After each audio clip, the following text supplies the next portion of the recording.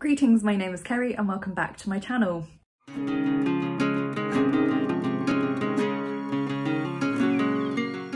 Today I have a double review for you of two books that to me are on a similar theme. It may not seem obvious why, but as we get into what the books are about, I think hopefully that will make a bit more sense. They're both books that I received from NetGalley in exchange for an honest review, and so you are now getting an honest review of these two books together. They're both non-fiction. The first one is called Abuelita Faith and it's by Kat Armas, and the second one is called The Daughters of Kobani, which is by Gail Semak Lemon. So they're both kind of on quite feminist themes, which is why I've paired them. With non-fiction books, I like to pair them because I have less to say about them than I do about novels usually. So it just makes for a more interesting review, I think, to compare two books on similar themes. So that's what we're going to do today. So first of all, Abuelita Faith. The author is Kat Armas. The publisher is Baker Academic, and this was released on the 10th of August 2021. So I think I did actually manage to read this and post a review on NetGalley in time for that. I think I also put a review on my blog. I can't remember. If I did, I'll link it below. I'm going to say very much the same thing as I said on the blog post though. But I enjoyed the book so much that I wanted to give it airtime on my channel. So usually this is a Christian kind of feminist theology book, and I don't often review those on my channel, but this one I enjoyed so much that I really wanted to, and I thought it would work quite well in a pairing with Daughters of Kobani to talk about the two of them together, hence you are getting this review of it here, as well as on my blog. This book was, I thought, really fascinating. The author, Kat Armas, is Cuban American, so her grandparents emigrated from Cuba to the United States, and so she learned a lot about her Cuban heritage and a lot about her faith from her family, but also was heavily influenced by American culture and American expressions of Christianity. So that led to she had to go through a process of deconstructing and decolonizing her faith. And this book is kind of the result of that. So she was studying in seminary, had a couple of quite difficult experiences as a woman studying theology in quite a conservative theological college. And all of those things started to help her like work through what her faith was and what it meant to her and kind of unpicking it. Her family were a more Catholic expression of faith, which is quite common in Latin America and in the Caribbean, but she became more involved in a quite evangelical expression of Christianity, which made her think for a time that her family weren't really saved because they were Catholic. So she had to work through a lot of stuff with that as well. So she weaves in her own story with her family's history, but also with stories from Latin American history, particularly of women involved in challenging colonial rule and that sort of thing. And she also picked out some lesser known Bible stories, and she weaves all of these threads together, and it's just really, really beautiful. And she's quite honest about her own struggles and how that's affected her and her understanding of faith, how it's affected her family relationships, but also how her family relationships have had an impact on her faith and the way she engages with what she believes. So there's a real emphasis on the importance of culture and heritage to being engaged in faith. Being a seminary student myself, I'm doing a PhD in theology. I've had many years studying theology now, and I'm training to be a Christian priest. I know a little bit about feminist theology, and I've read a little bit of liberation theology, which is also quite influential in Latin America, but I really enjoyed the slightly different perspective, bringing in Mujerista and womanist theology as well, and to see this different perspective on some familiar and some less familiar expressions of theology. I was expecting this book to be kind of fluffy, feel-good, devotional style book, but it wasn't, and it was so much better. It was deeper and more challenging than that, and I really, really enjoyed it. I loved that she picked Bible stories that were not kind of the most well-known ones, and she included one which is one of my favourite ones. I actually wrote part of my MA dissertation about the story of a character called Rizpah. Her story is very rarely told, so I was really pleased that she picked that story in particular. And for me it was also really interesting.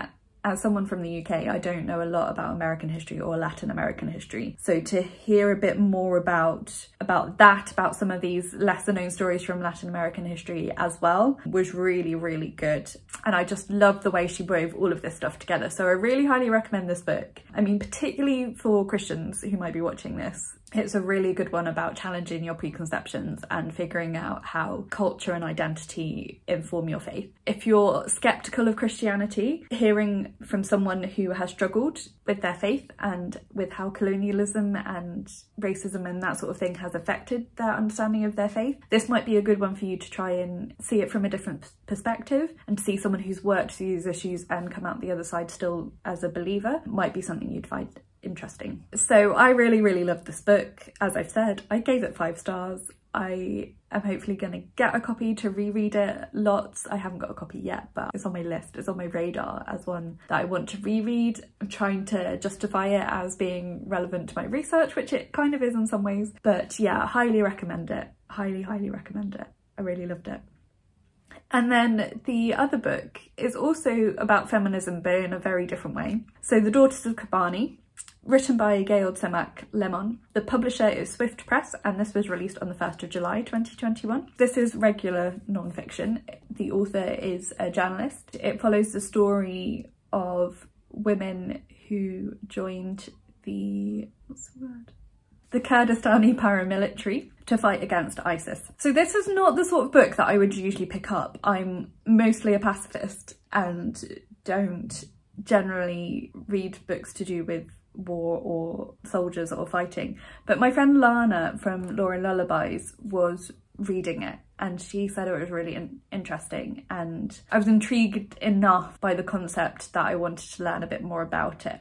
I've got my notes. Accounts about military campaigns don't generally interest me, but women defying conventional norms do. And so this is kind of why, I mean, there were several reasons why I decided to pair these books. One is because they both have quite strong feminist themes. This is women doing something that is unexpected of them, but doing it out of a place of fighting for their rights in their country, but also equality against a regime that would oppress them. The other reason is that there are lots of themes about colonisation and decolonisation in both of these books, and again, the fight against oppression features strongly in both of them, which was the other reason I wanted to pair them. So this is quite recent and important history, and it's a story that I don't think has been talked about. I didn't know these women existed until I heard about this book. I don't watch the news a lot because I struggle with anxiety, and watching the news tends to make me a lot more anxious. I knew that there was stuff going on with ISIS, obviously everyone did, but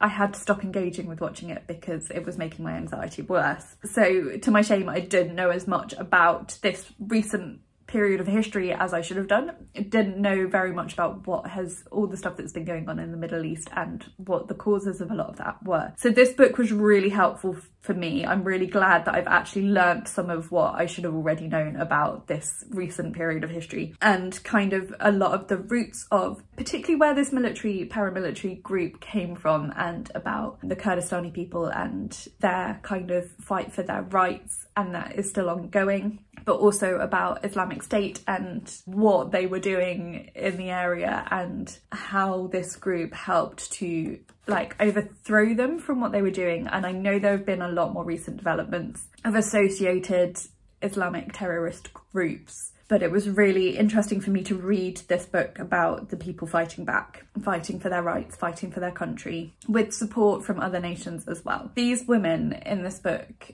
my goodness, they are so brave. I can't imagine what it must be like for them to know that they have to take up arms to defend their rights. So their bravery, their determination was so inspiring and so intimidating. Like, my life is so easy compared to that. I'm planning to try and track down more books by this author. She does this kind of long form journalism. That's an area that I want to read more of. I can't remember the names of her other books, but she writes quite a bit about the Middle East, I believe. And so she brings out these stories, these overlooked stories, often women's stories. And so I'm keen to read more from her. And I really like the way she wrote this book, because she presented the story, or these stories, about modern warfare. It wasn't gratuitous, it wasn't melodramatic, it was the facts, the emotions, the reactions, the devastation, but it never felt like she was being emotionally manipulative or labouring the point or including gratuitous details that didn't need to be there. And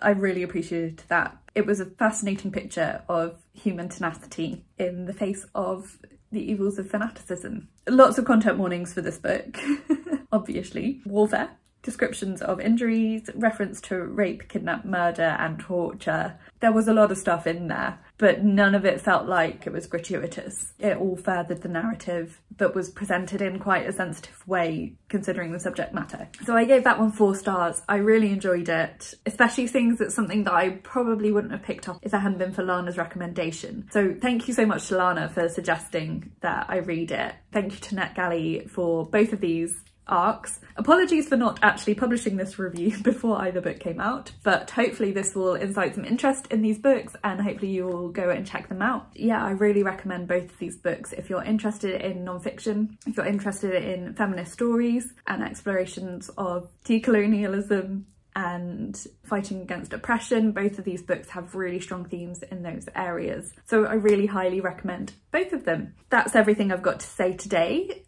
Thank you so much for watching. Let me know if you've read either of these books and what you thought of them, or if you have any recommendations of similar books on similar themes, do leave them in the comments for me. Or if you just want to let me know that you've been here, you can leave me kind of a feisty woman emoji because that's the theme of these books. You can also like this video if you liked it and subscribe if you haven't already. And you can also follow me on my social media. All that information is listed for you in the description box below. But that's it for today. So thank you so much for watching and I will talk to you again soon.